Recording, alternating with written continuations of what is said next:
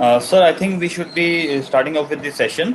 Let me welcome all the participants and our eminent panelists, speakers for the session. And the session is focused around SME lending post COVID. What shall be the scenario, the trends in SME lending? This webinar is being organized by Power to SME jointly with SME Street. I hope the deliberations at today's session will help the participants combat their most pertinent issues and concern about SME lending. And before we start the discussion today, I request all the participants to kindly mute themselves for the entire duration of the discussion and kindly switch off your videos, webcams, and not to present the screen. This will cause hindrances in the flow of the session. And today we have a very highly seasoned panel of experts, including Dr. H.P. Kumar, Mr. Deepak Maheshwari, Mr. Namita Mittal, Mr. Faiz Askari, and Mr. Faiz Askari will be the session moderator, will be conducting the discussion. And before we proceed further, I request a few minutes of your time to introduce the organizers, Power to SME and SME Street. Power to SME established in 2012. We are 8-year-old company, and it is the India's first B2B digital ecosystem for SMEs, which operates in primarily three domains. Power2SME.com, the portal aggregates demand from SMEs for most commonly acquired raw material, and it sells them to the manufacturers at a very competitive prices. Second, FinanceMe.com, it connects the empaneled lenders with SMEs, and our NBFC by the name BizFund, it offers very innovative and flexible credit solutions. And our online e-marketplace, SMEshops.com, allows SMEs to buy and sell industrial products online. And in response to the market demand in the COVID crisis, SME shops came up with the entire range of COVID products. So the corporates and the SMEs can buy and sell in bulk quantities in these COVID and hygiene supplies through SME shops. And during this lockdown, COVID lockdown, Power to SME engaged with various bodies, association, institutions to assemble the best minds in the business to provide the guidance solution to the SMEs and their problems in this COVID crisis. And in this direction, we partnered with institutions like FICCI, ASSOCHAM, CII, PhD, Street, Wadhwani Foundation, and other organizations, be it EY, be it MSME Business Forum, be it MU, Tele Solutions, etc. With SME Street, our co-organizer, SME Street is India's top SMEs knowledge-driven ecosystem, and over 6 years of strong voice for SME segment, SME Street today has around 8 lakh monthly visitors, which is quite a big number, who are from various segments of industry and geography across India. So I encourage all the participants to kindly fill in the webinar questionnaire that is being floated on chat box, and because this will help us understanding your issues, concern, and raising them through our to our mentors like Dr. H.P. Kumar, to the relevant authorities in government. And so this will help us a lot. And if you have any queries to be asked to these panelists, kindly submit questions on the chat box itself, and these will be taken one by one and the Q&A by our moderator. So let's begin the discussion today, and I invite Mr. Faiz Askari to kindly take the session. Thank you. Thank you so much, Zumair. You have already introduced, and I would just like to welcome all the participants. And although we are, still less in number as compared to the previous interactions or previous panel discussions, but I definitely, warmly welcome all of our distinguished panelists as well as the audience who are here. And this, panel discussion, as we all know, and the way, we are looking at things happening around the SME domain, we see there is a huge demand and there is a huge need of having such kind of interactions. The basic reason for this is this the COVID situation and the financial markets and the contemporary challenges that we are all witnessing. We are while on one hand we are facing a lot of challenges related to day-to-day businesses, as well as a bit of visible forecast for the businesses. At the same time, the government and the policy makers are also working very hard, and they are coming up with certain, policies. They are coming up with certain, schemes and programs which are solely aimed at easing out this burden. So that's why but having said that, there is a bit of gap as far as we are concerned, like SME Street, because we have been interacting with the SMEs and MSMEs, and we see there is a strong strong demand for rightful information.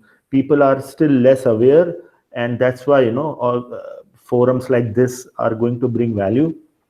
And without much, you can say, uh, much taking time, I would just like to start this particular interaction, and I would like to go to my distinguished panelist, Mr. HP Kumar, who was the ex CMD of NSIC. And so from him I would like to understand uh, how this scenario is evolving into a post COVID scenario, because I think we should start talking about the post COVID preparedness as well as post COVID scenario. So when we visualize this, according to you, sir, how do you see the lending scenario is changing? What are the key priorities that banks are right now working or having in order to the SME lending? So over to you, sir. Thank you, Mr. Faiz. In fact, it's a very interesting thought as to how the banks are responding to the current needs of the MSME sector and what is in store for the MSMEs in future post-COVID. The SME lending has been a troubled area, in fact, for the banking sector right from beginning. For ages, probably we have been talking about the shortage and non-availability of adequate funding for the MSME sector. When I say non-availability of adequate funding, so people will say funding is available. What is non-available is the adequate. See, adequate doesn't mean that you only give in terms of the amount, that somebody wants 1 crore rupees and you give 50 lakhs rupees, so it becomes inadequate. Adequate means that from time to time the requirements of the MSME sector are not being met fully. That is what the MSME sector says. So there have been, you want to say something? So, and one more thing, the cost of credit. Adequate, does the cost of credit is also a parameter? I was coming to that, yeah. So cost of credit becomes another element of the adequacy.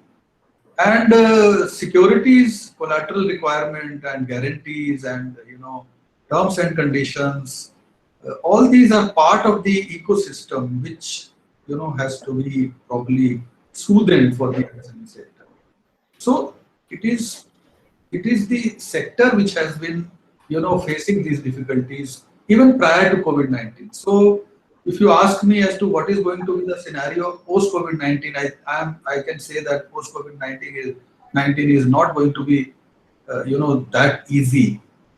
As of now, the government has, given some stimulus in terms of separate package for 3 lakh crore worth of credit to the MSME sector, which are existing, which already had the outstanding as on 29th February 2020 up to 25 crore, and they can avail 20% more for improving their liquidity and continuing their operations and restarting their operations.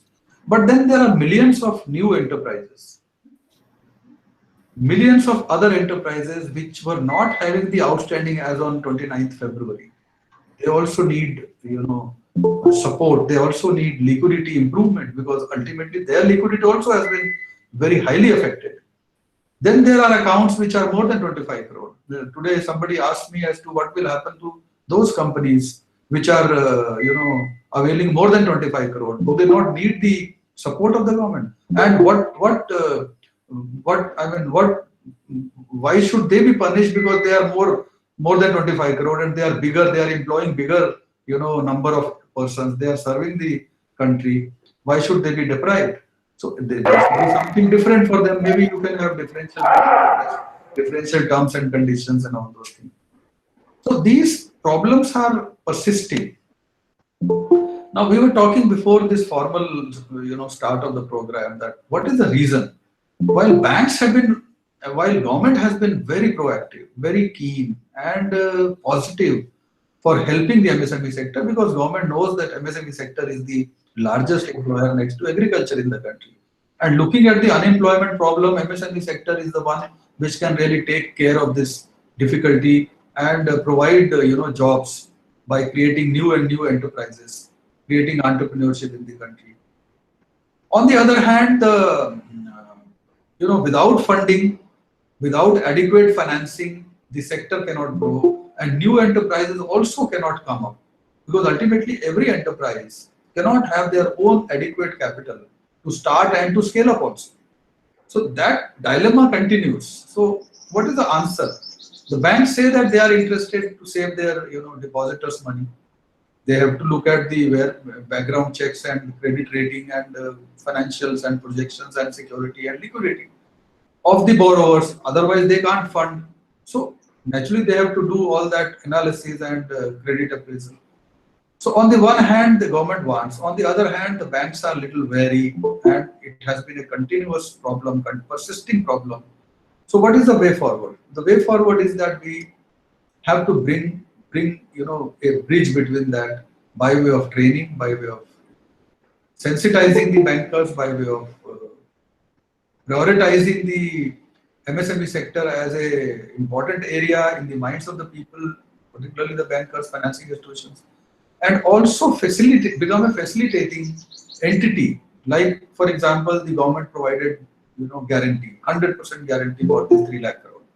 So banks have nothing to do with regard to the risk assessment, because they know that, and in any case, they are the existing borrowers. But people also want that, some kind of risk could have been taken for the new borrowers also. Ultimately, new borrowers are also entities in the Indian system only, and they are the ones who are going to provide incremental employment. It's not the existing enterprises. Existing enterprises, of course, will be important to retain the existing employment, number. Otherwise, they will also close down. So these are some of the issues, but let me not sound very pessimistic. The things are not bad. There is continuous improvement happening as far as the ecosystem is concerned. Whether it is Ministry of Finance, whether it is state governments, or the Ministry of MSME, or any other ministry, when we talk to them that this is the problem, the only thing what they ask is that you bring a specific case. Generalization doesn't help. If you say people are not getting credit, so they will ask who is not getting credit. Give us the list. Who is facing what problem? Give us that issue. If we say some people are finding it difficult to, they are not being given the rate of interest which the government of India has prescribed, like 9.25% or even less. So give us the cases. Now, we were giving these cases also. Now the government has set up a portal which is called Champions. Now, Ministry of MSME's Champions portal, if you click at the Champions, it will take and absorb all your problems and complaints. So you can write your case, you can inform the name of the branch, you can inform the name of the person whom you have been dealing with. I am not saying that you should be very critical, but you can really tell the actual problem and what assistance you need. Be specific. So these specific cases will be responded and action will be taken. They will be sent to the concerned branch and the concerned, head offices, and then you will get some, resolution of your complaints and problems. That is one thing. Second thing is that you have to be very, yourself also proactive. It is not that you go to one branch or one bank and ask for credit, and if he says he is busy right now, you come tomorrow or day after. Because bankers are also, highly occupied these days because their staff is very limited. They are working with probably 1/3 of the staff.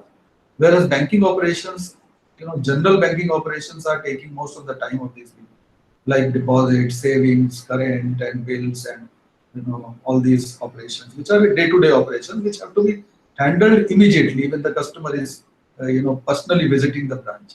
So there is hardly time left with the limited staff to deal with new loan cases, because they require focused attention by the branch manager or the person concerned, that he has to sit with you for about an hour, 2 hours, to understand the proposal, to understand your needs and financials and projections and what exactly you are needing.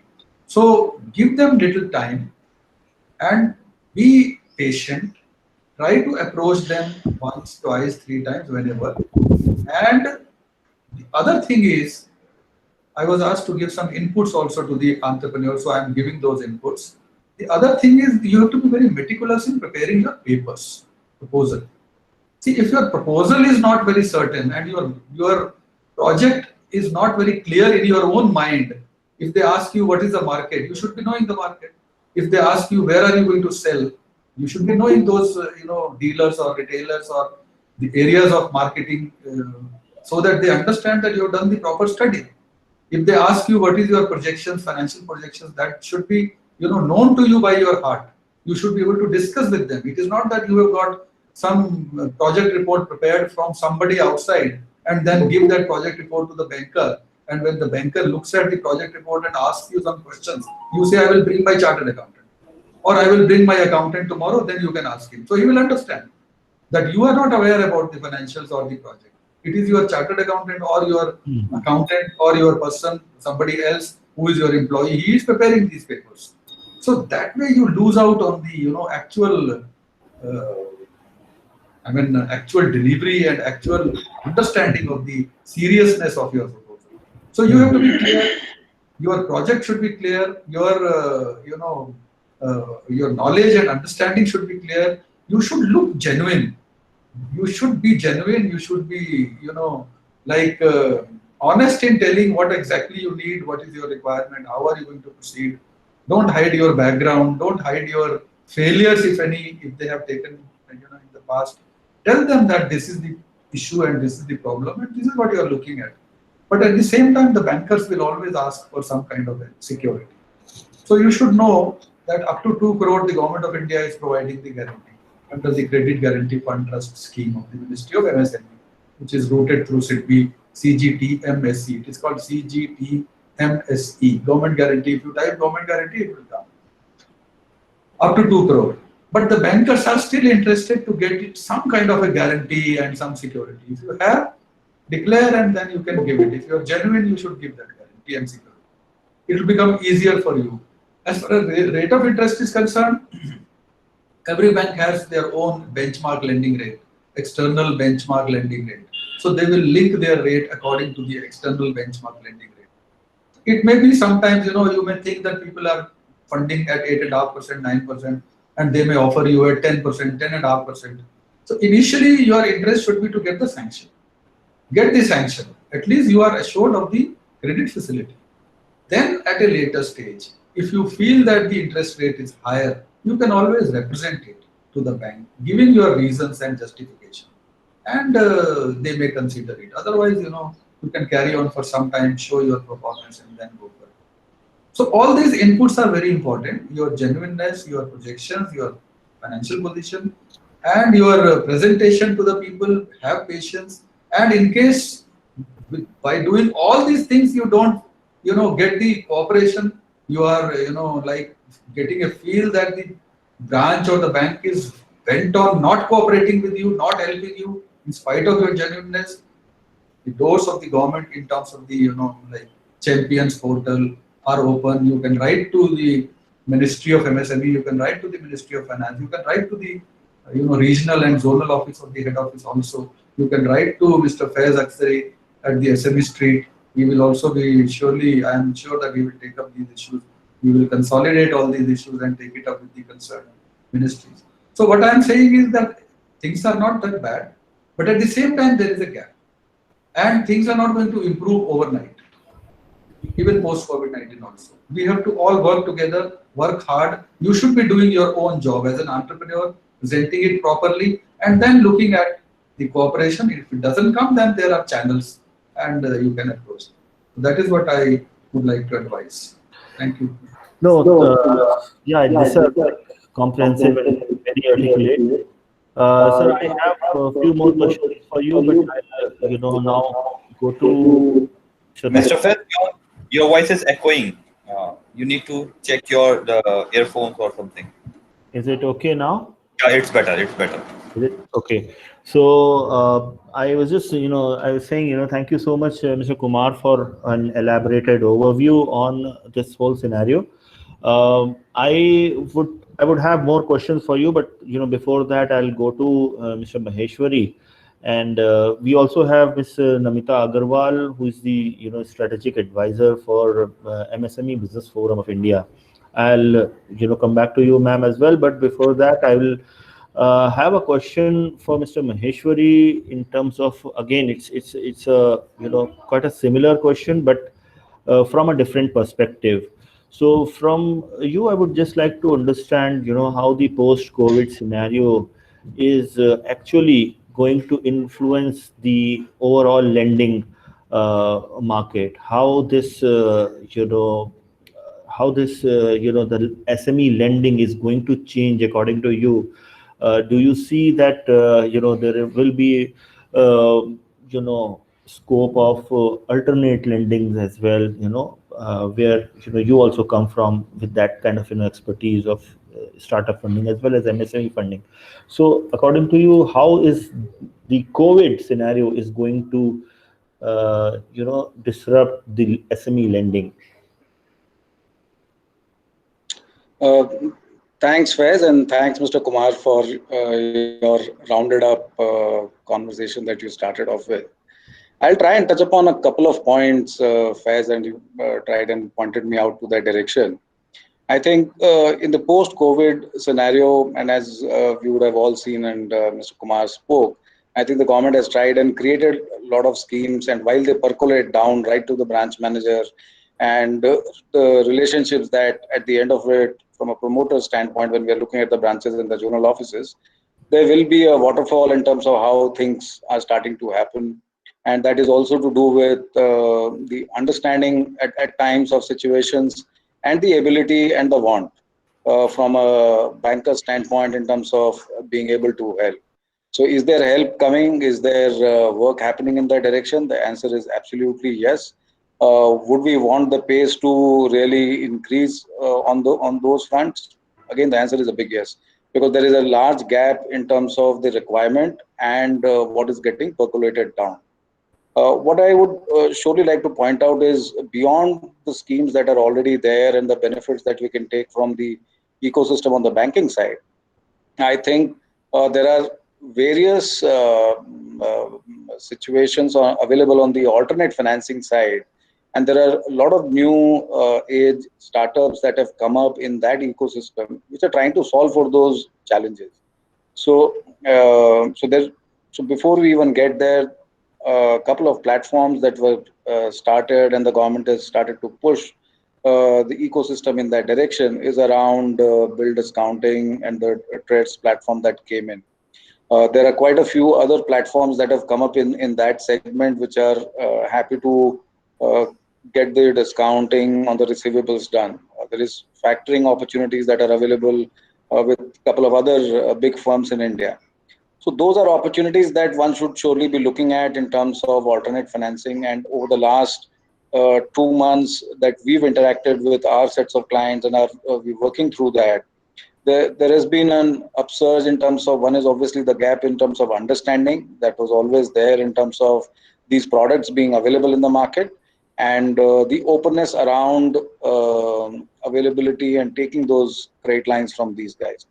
The interest cost will be a little higher in those circumstances, but it gives you ample scope to look at alternatives in terms of at least getting the credit lines available, which gets the businesses to keep running, moving forward, rather than getting stuck in status quo. There are opportunities in terms of raw material consolidation and stuff that probably Power to SME does in a big way at this point in time. There are other such platforms which are helping SMEs, especially on the raw material purchases side. So whether you're buying steel, whether you're buying chemicals, whether you're buying, you're part of the pharma chain. So there are opportunities in terms of collaborating with some of these new age companies to really look at raw material purchases as well. So both on the credit side in terms of creating your supply chains, making them smooth, and as well as on the receivable side in terms of both discounting of receivables. There are platforms that one should surely be looking at this point in time, which are beyond the banking and the NBFC, regular banking and the NBFC sector, which one can leverage on. Uh, MSMEs, which are especially in the market, which are only doing a substantial work in the online space. For an example, there are opportunities today that are available in the market for companies to participate where they can do revenue share arrangements. So interesting field that has come up, but revenue share arrangements which helps you drive your expenses, especially that you are doing around advertising and spending on Amazons and the Flipkarts of the world.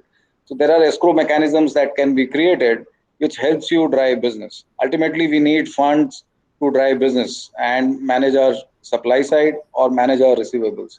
But these alternate means are coming up. There are quite a few platforms, and I would surely urge people who are here to look at all these opportunities also on the debt side, which will be very helpful while we look at the banking and the NBFC sector.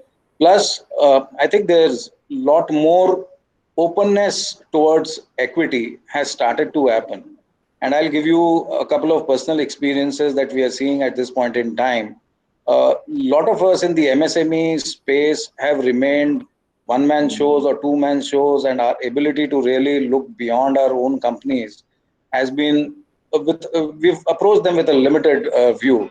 So opportunities to collaborate with others, I think that has been a very, very big opportunity that I think a lot of people have started to think about, and collaborate with other companies in terms of really looking at revenue opportunities for increasing your revenue pool.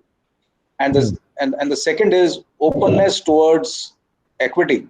So some of our companies will also now be starting to be ripe. People who never thought of equity as a tool in terms of bringing in liquidity inside the company and using that using that for growth. I think there is an opportunity now to really look at options for getting the right set of funding done by bringing in additional equity architectures also for people who can absolutely take that equity positions today. There are people who are interested in participating in MSME businesses which can grow, but they will obviously have a fair share of equity. So the openness around that, I think, is another chapter that will really open up liquidity as well as opportunities for growth. So both debt and equity and revenue share opportunities in terms of creating sales, I would surely suggest we look at all the three angles beyond the regular banks and NBFC debt that we have all looked after. Thank you so much. Yeah, these points are important, especially equity funding, which is there, but MSMEs normally are less aware, and the understanding level definitely require more kind of hand holding in that. I will have another question which is related to this, but I'll just go to Ms. Namita, who is distinguished CA and a chartered accountant by profession, and we are fortunate to have her on this forum. And she's actually strategic advisor for MSME Business Forum these days, and having over a decade of experience in taxation and accounting. She has been in throughout her experience. She has also worked with PricewaterhouseCoopers and Deloitte. So she will probably can tell us more about the fundraising process, the project financing, and the risk advisory. And to her, I have a question which is related to the MSME perspective. Like, ma'am, what kind of according to your experience, especially in this COVID time, what are the kind of questions or apprehensions normally these MSMEs come, and what kind of you have observed that they are actually having a kind of you can say a disconnect. What is the what is the basic disconnect they have with regards to the understanding of bankers, and from the perspective of what the bank expects out of them and what they present out to them, which like sir has mentioned, and Mr. Maheshwari have also touched upon that there are many new areas. So Mr. Agarwal, I would like to know from you that in these COVID times, what kind of lending behavior you have experienced has changed among the MSMEs? Ma'am, you need to unmute yourself. Unmute yourself, please. Sorry. Thank you, Fez. As you have rightly raised the question, what kind of challenges does MSME sector is facing in terms of liquidity and cash flow, then what kind of experience they have with the banks. So herein I'll mention, there is a problem in terms of cash, of course, because of the COVID situation. We were in lockdown, and there were a lot of liquidity concerns from which MSMEs are reaching towards the bank. As Mr.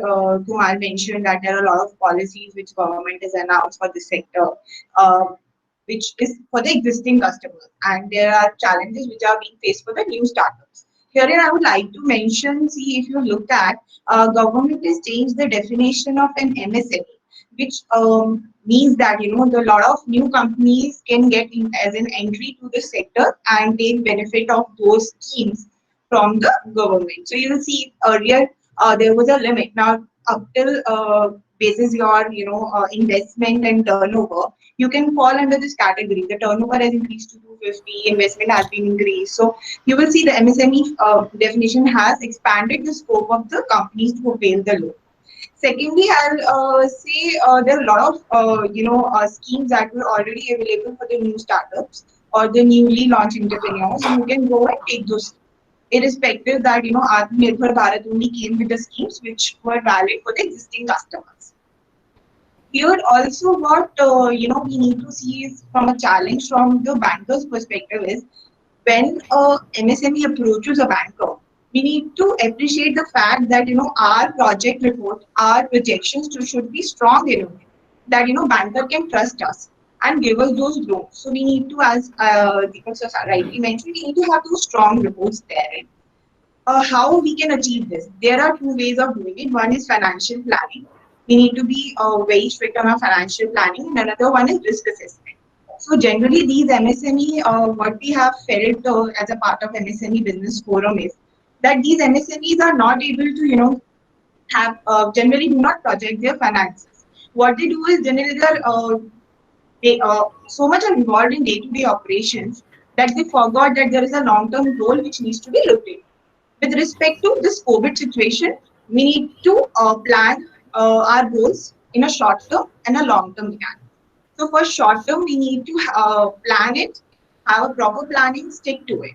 So what we see is there are 5 things that we need to look into, which is important for a financial planning.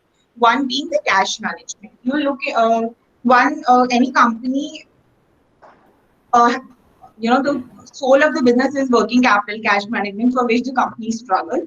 Another one that financial plan needs to condition that needs to be looked at for a good financial plan is long term view, then spotting the trend, then prioritizing your expenses and measuring your performance on a regular basis. I will now explain one by one what I meant.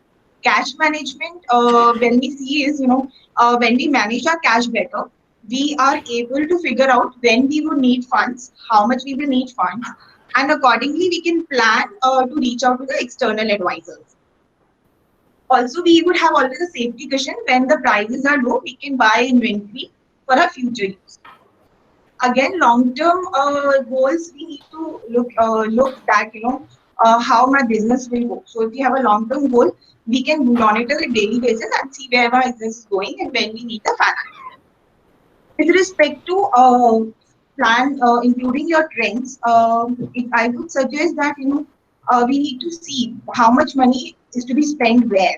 So if we are looking in the trends, we will get to know where which product is doing better in the market, and we can only concentrate our expenditure towards the uh, PR and marketing of that particular product. Apart from Hmm. that, a good financial plan helps in addressing the financial downturn as well. With this, we will need, apart from financial planning and proper projection reports, one need to look at the risk assessment. You would see with COVID-19 situation, it was not only a financial risk that came into play. Another risk was a non-financial risk, which would Hmm. have included, your workforce risk, your operating risk, your supply chain management risk, cyber security risk. So all these a small company was never prepared for. Hmm. Generally, we never thought of that we will close our companies, we'll shut down the operations, will how we will operate if we are not going to the office. So those things came into play. So it's So very do you important. mean, ma'am, one thing, do you mean that moving forward, banks would also like to see the kind of your work from home plan and how secure and how efficiently you can manage that? So I would say bank would generally till date was working on the financial projections, of course, but we need to give a small brief on our operational capabilities as well. While we go to a bank, we need to explain that in unforeseen circumstances like COVID, which is going to last for at least 1.5 years, it is not going to be just go away another 1 month or a 2 month. That what it appears to be.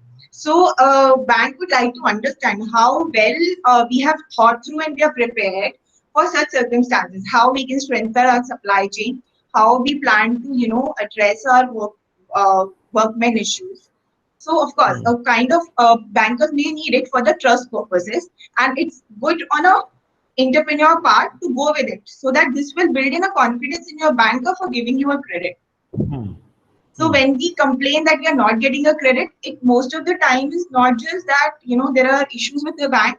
At mostly what we at MSME Forum has observed is that the Hmm. issues pertain to our incapability to explain the banker, Hmm. to project our reports, to give that confidence and trust in them.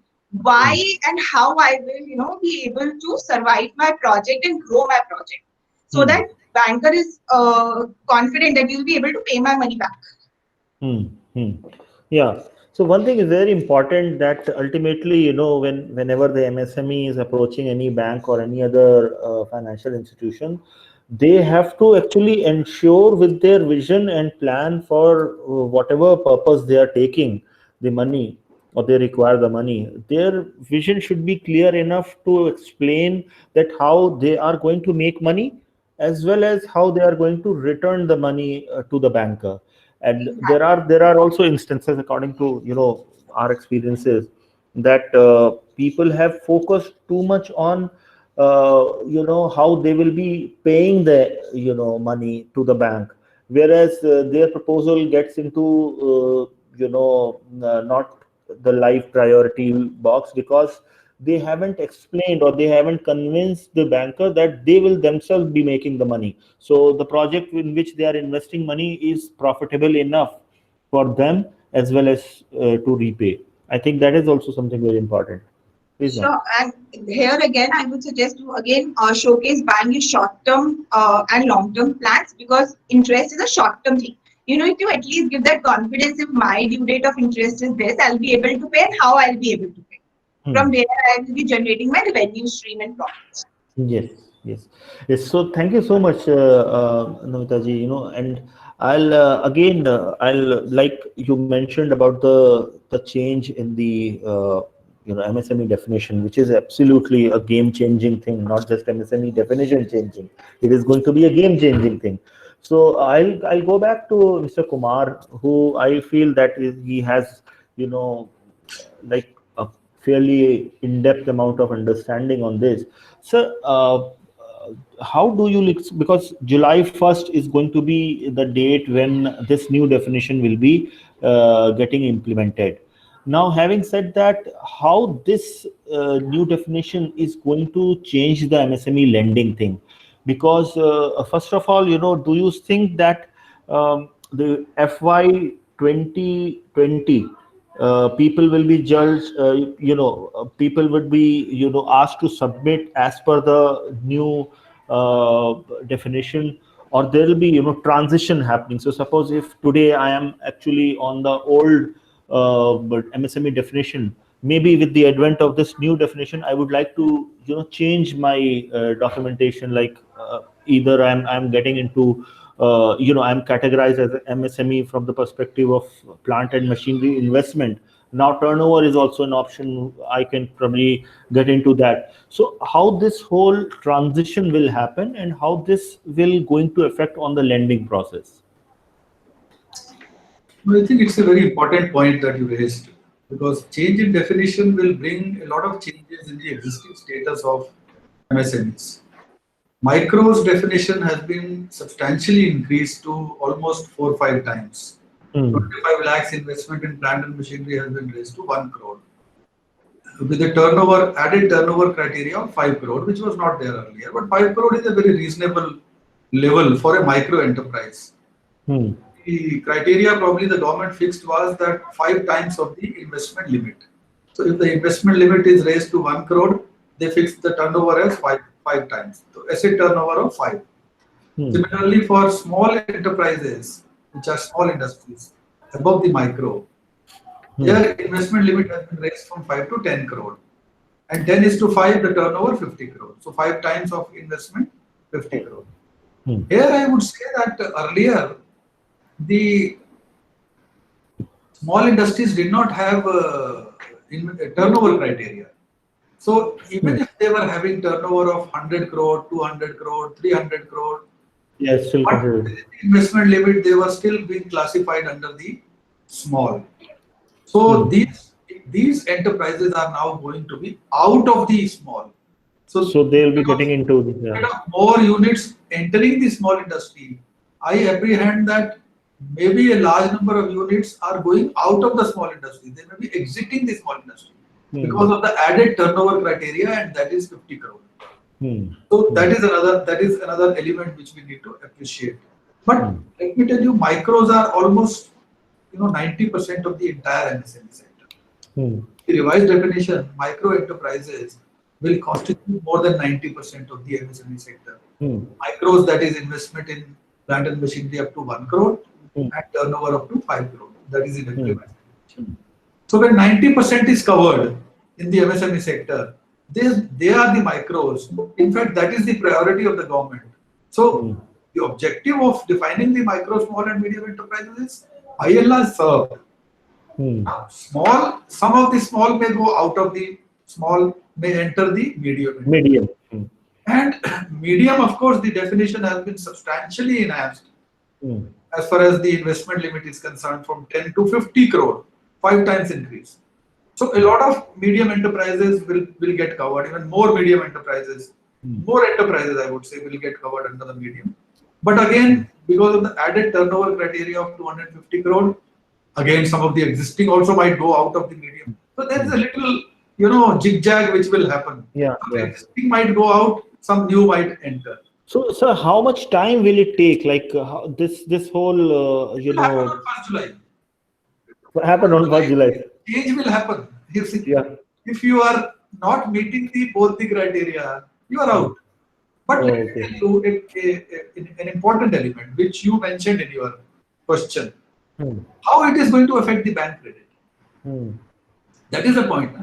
Because definition change per se has no meaning unless it attracts or affects other ecosystems. How is bank credit going to be affected? Let me tell you, bank credit is not going to be affected very substantially because of the change in definition. Why? Because 2 crores credit guarantee is available by the government, which was there earlier also and now also. Up to 2 crore credit limit will only be availed by micro and small, not the medium. The small enterprises which have turnover up to 50 crore, their working capital requirement will not be less than 10 crore. Because if you take 3 months working cycle, their working capital will be 12.5, and if you reduce the margin, their bank credit comes to almost 8 to 10 crore. So they are not affected. Larger of the small enterprises. Micros are already covered. Micros in any case were covered earlier also with the revised definition. Also, they will continue to remain covered.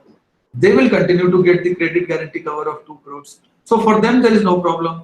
Coming to the medium in any case was not getting any concession as far as bank lending was concerned.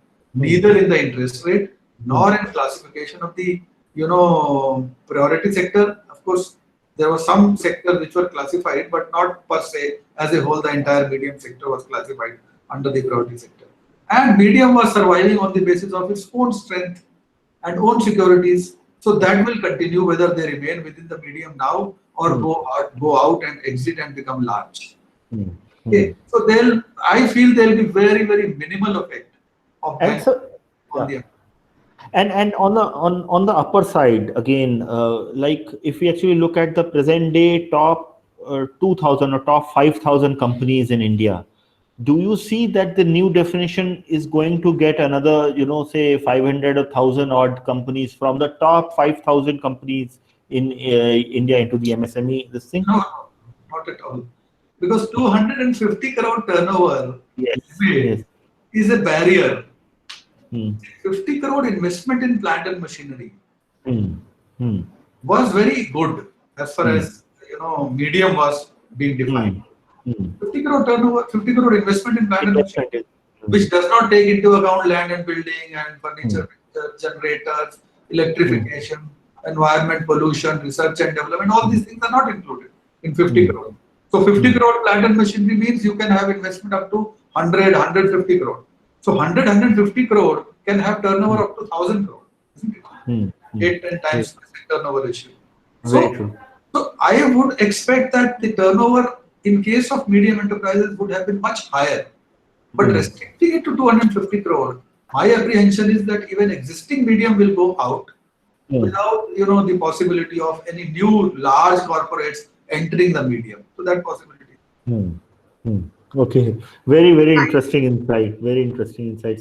So I'll go to Deepak sir with a question about since the today's scenario is more towards the survival. Amita was talking. I think she wanted to make some point on what I said. Thank you, sir. So I just wanted to add one point here. As you mentioned that there could, because of the 250 crore turnover limit, there could be organization which will get out of the system. So in my opinion here, those organizations with the limited investment of say 25 lakhs was earning huge profits and are probably more than 250 CR turnover.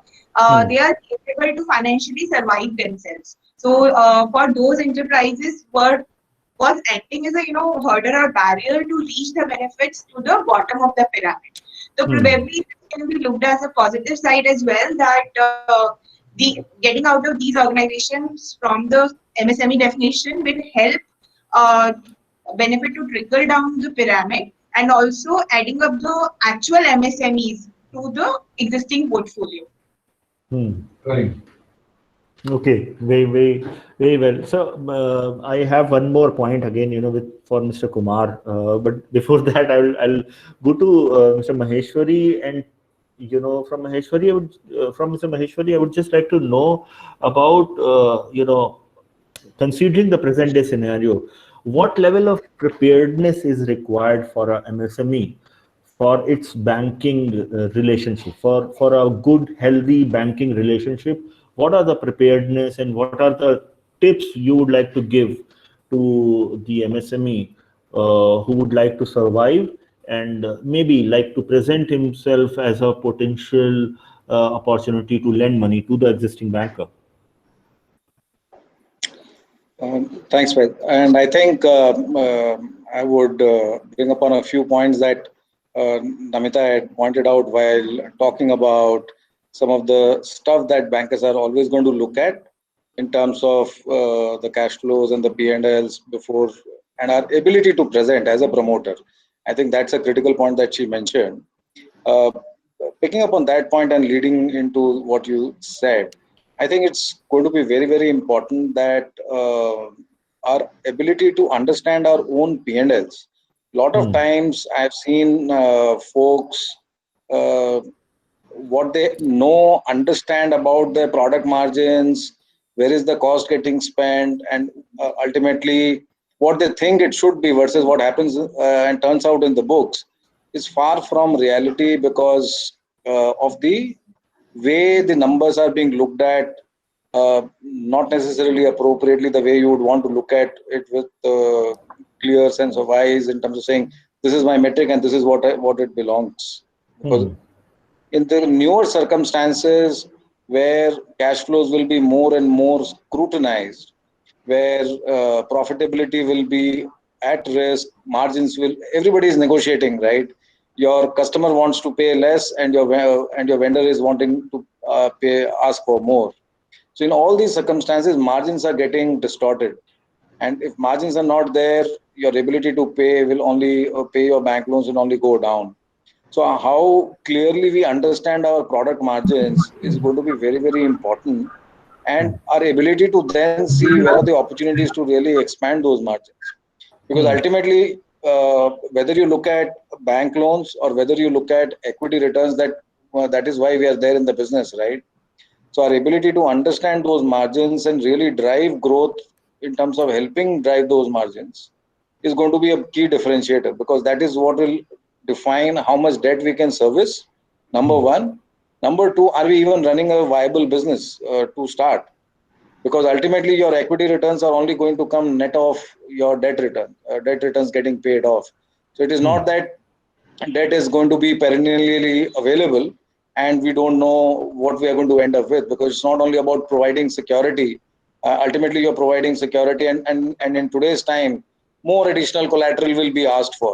You don't want to be in a situation where your core security is in trouble, and Hmm. while your additional securities which bankers would look at in terms of, they anyway want your house to be mortgaged, they want additional Hmm. collateral to be mortgaged. You don't want to be in a situation where you're running a business where matrices are all over the place.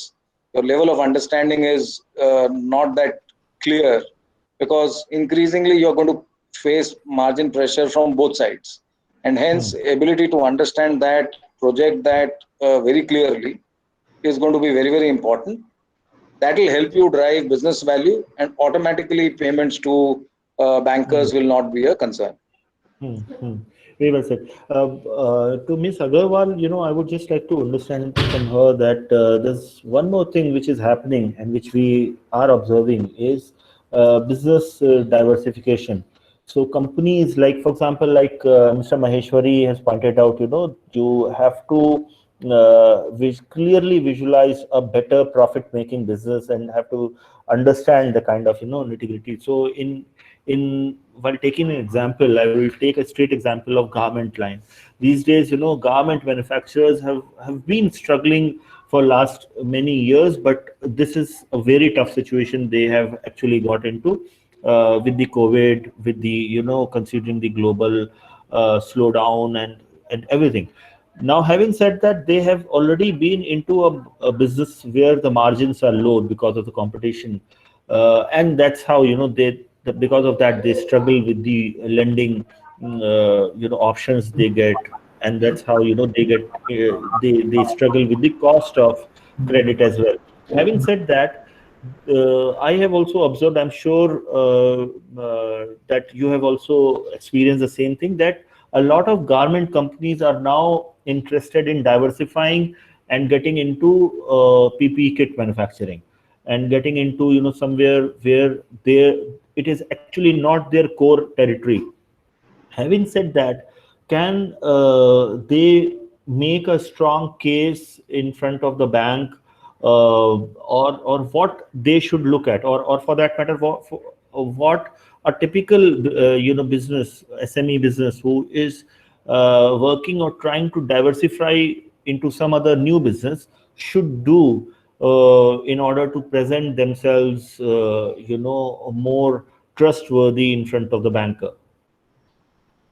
So here, I would say, Faiz, that diversification and having your eggs in different basket is one of the best ways to manage your risk.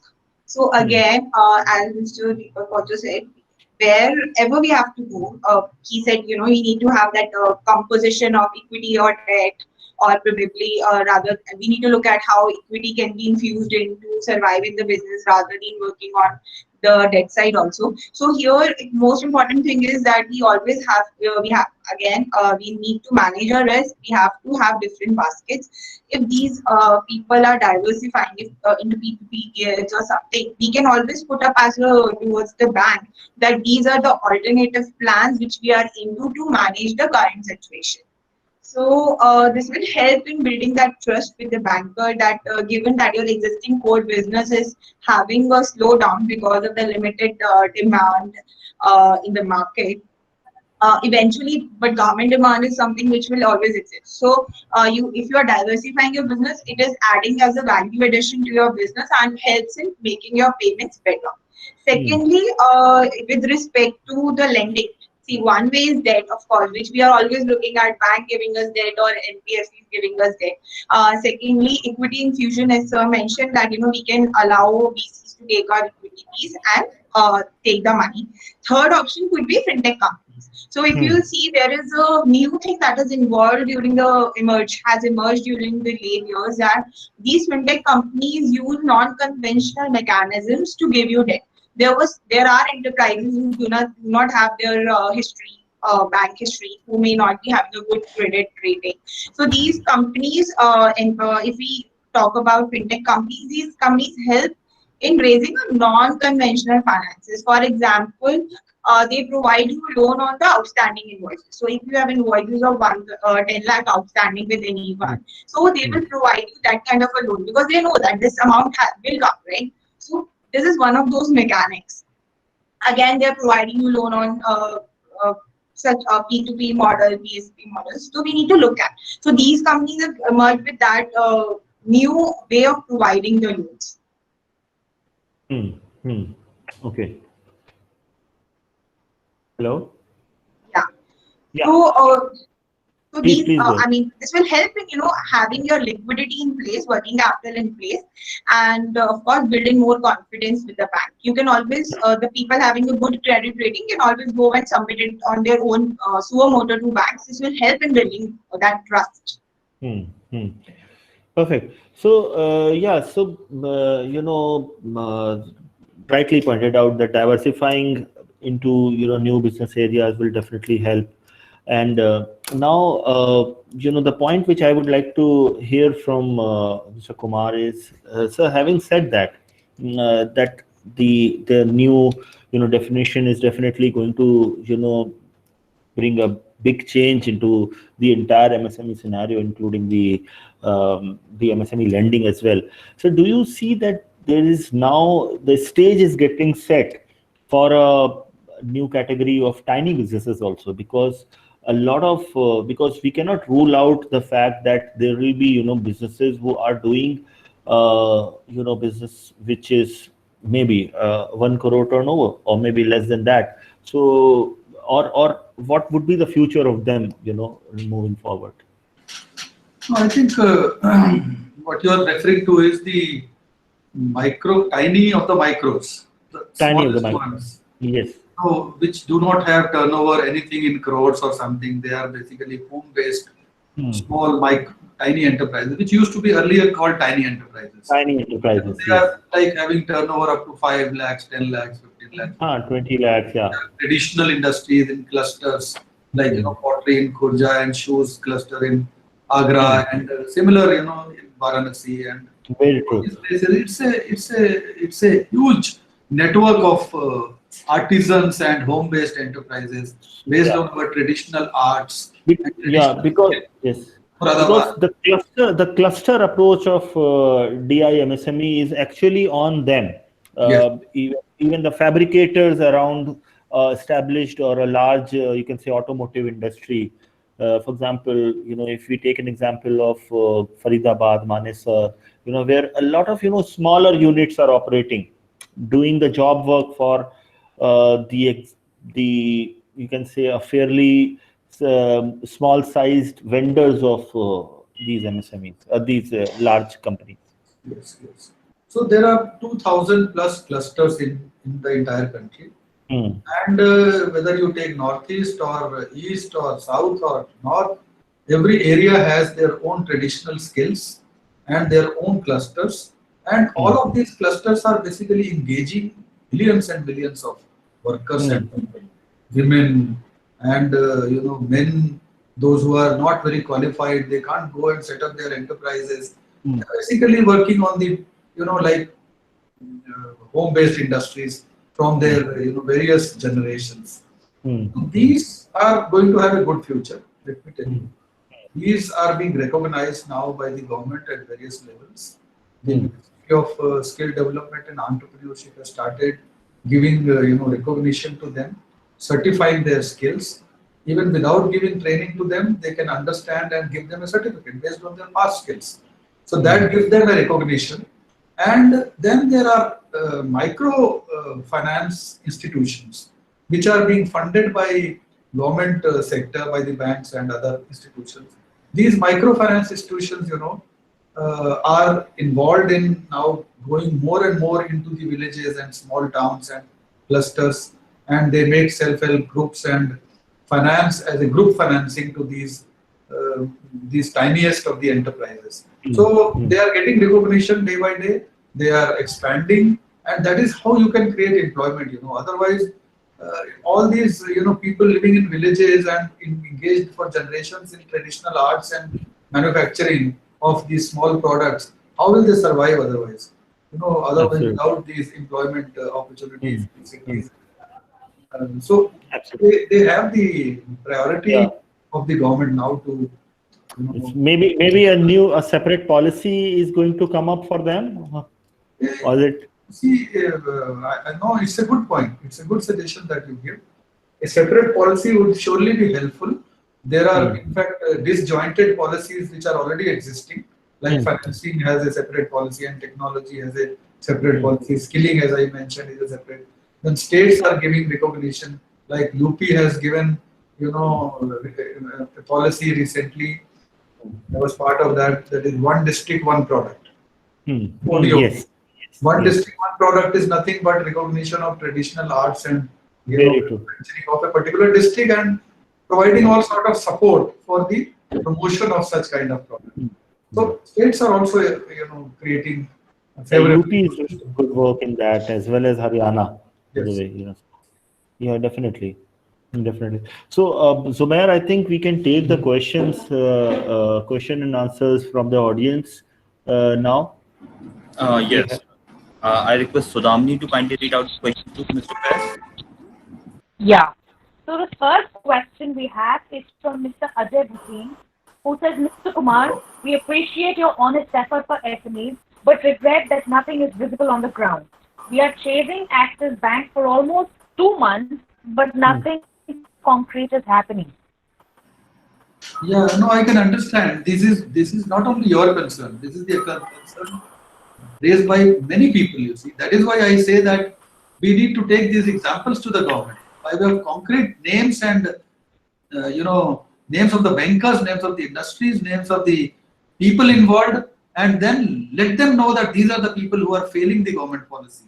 And that is how the Champions Portal. I was reading the Champions Portal. The people who lodged the complaint, every person has been responded individually.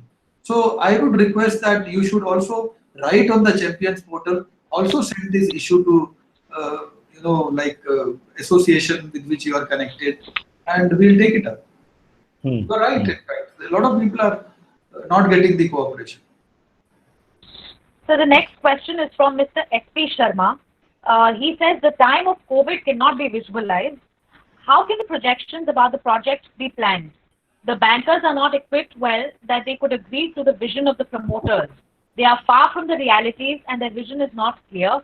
How to get rid of these problems? Moreover, RBI is not restricting the banks not to charge interest more than stipulated rates. Nobody is taking the words of the PM or FM seriously. Each and every bank has put its own conditions and is not giving loans to MSMEs. Who can intervene and comment?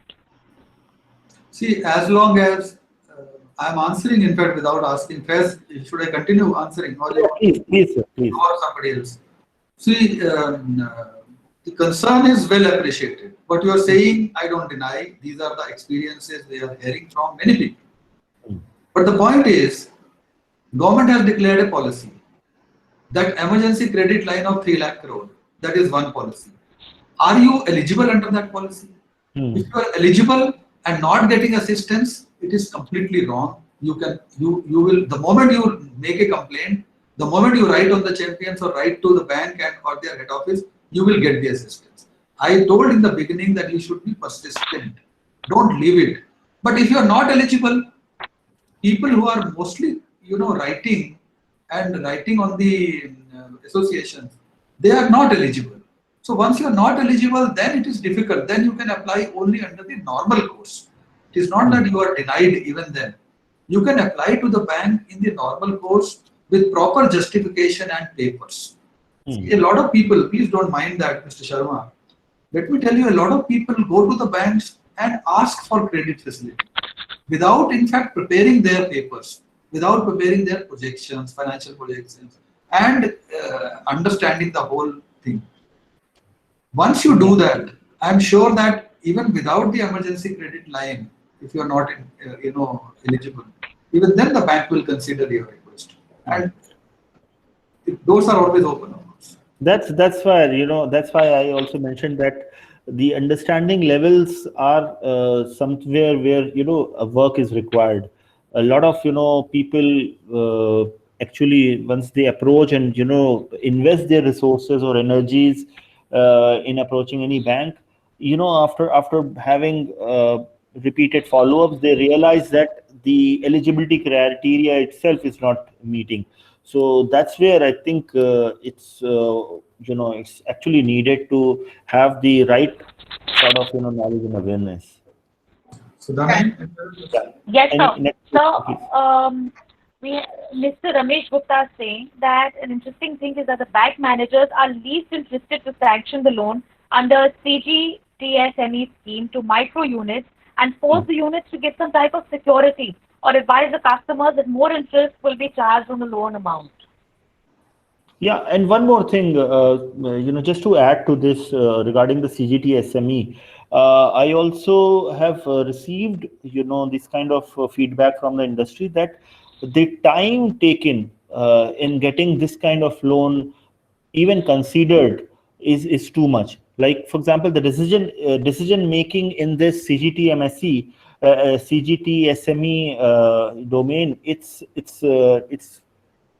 quite lengthy process. So is it true, sir? Or if it is true, then how we can help it sort it out?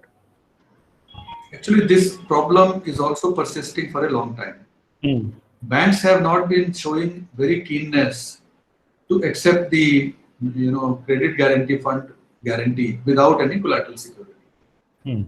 So this problem was being raised earlier also. So the government gave probably the permission to banks that okay, you can ask for security and collateral security and bank guarantee of the persons also, in case they have that.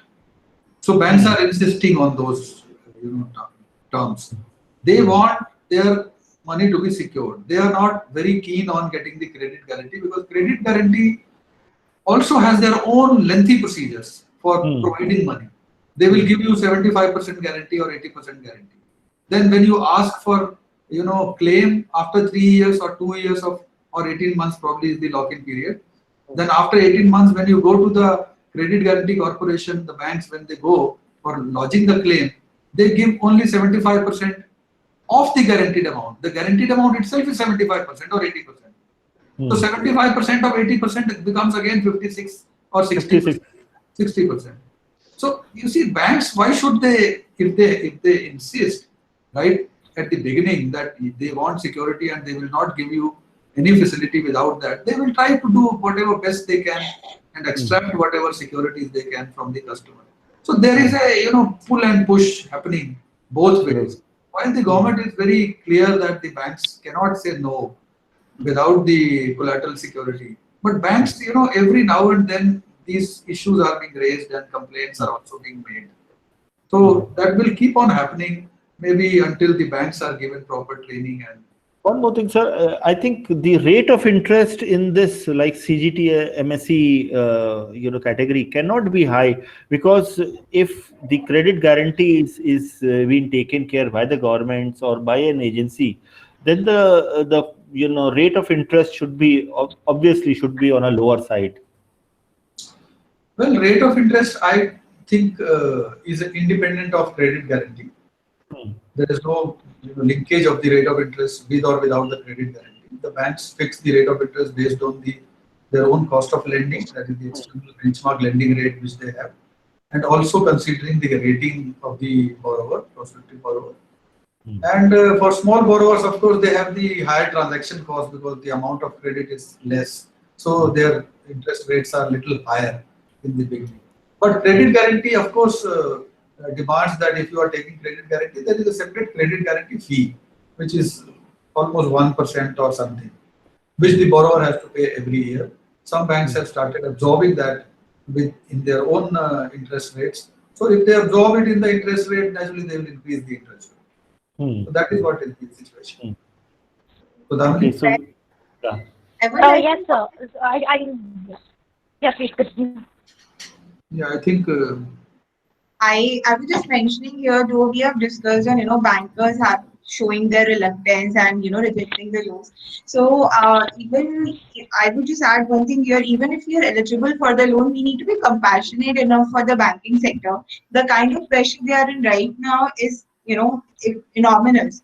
Earlier there were 20 requests, there are 100 requests right now with the same staff, and the situation worsened where people are working from home or they are operating on one third of the strength. So we need to be persistent and stick to the banker follow-ups with them. And if we are aware of the requirements by ourselves, we need to first of all take ourselves that we meet these eligibility criteria and these are the government norms. So if we go and apprise them, I'm sure things will work better rather than I mean, we can always say that things are not going, but instead of figuring out that crisis, we need to figure out opportunity where we can make that point, where we can go and convince those people with the documents and get our work done.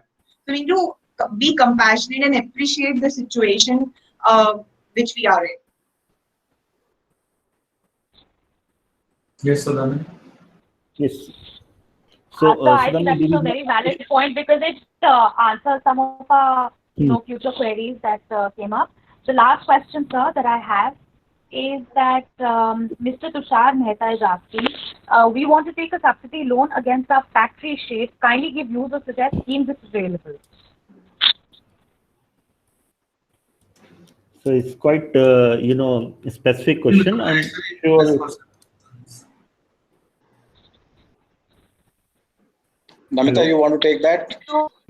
So I was just rereading the question. So Tushar, this is a very specific question as mentioned, we need to one need to look into what exactly your business is, what is your current situation and what all schemes are applicable basis your business, and what kind of a loan you can take, rather than, as I mentioned, it's not just credit loan. There are existing, you can take a lot of help from fintech companies. You can see if you have large corporates, you can work there and you can ask them to pay your money quickly while you can and you paying your creditors later. So it will help you have those kind of liquidity inflow. So this needs to be analyzed in detail, and then only probably you'll be able to answer it well. Yeah, there could be several questions around this. The factory shed is located where, and what kind of business you do. So I think you definitely can get the loan, but it depends on the work and the bank itself. On how they probably can give you this thing. There'll be more profiling questions that they might ask you. So yeah, do we have any other question than this? No, sir, that's all for today.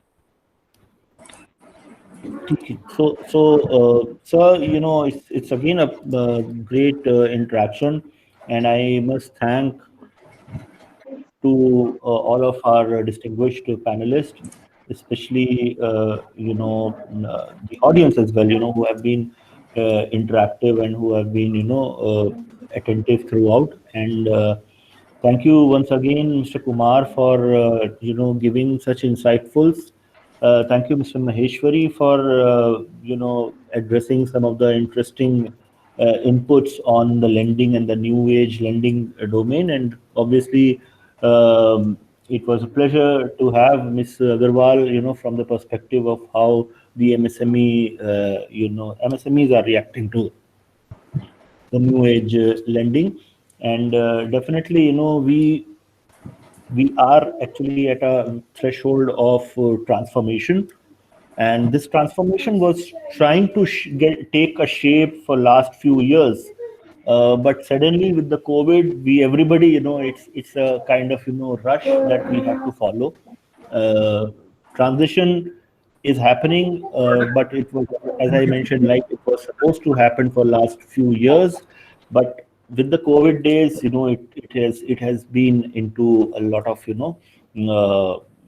lot of rush in that. Having said that, I definitely wish every SME best of luck, and I wish that everybody, especially the MSME sector, should not just survive but thrive from here. And the policies which are getting framed for them definitely going to reach to them, and will bring great perspective for their future in business. So thank you so much. You all can, reach out to us by sending your questions to any of our panelists even later on. And is there any other message that